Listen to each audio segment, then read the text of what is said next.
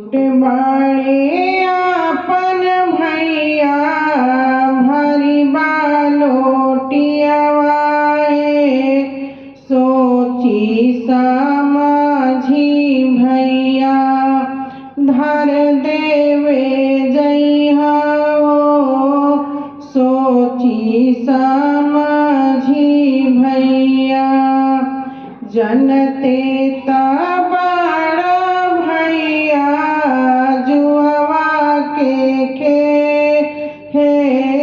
धीरे धीरे धरियागी रव मोरे भैया हे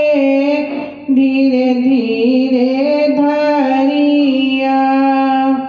धारी जहु टूटी है भैया बहिना पराया हे इहे बड़े बड़का जीजा दिहला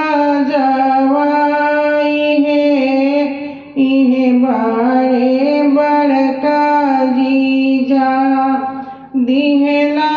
जवाई है इहे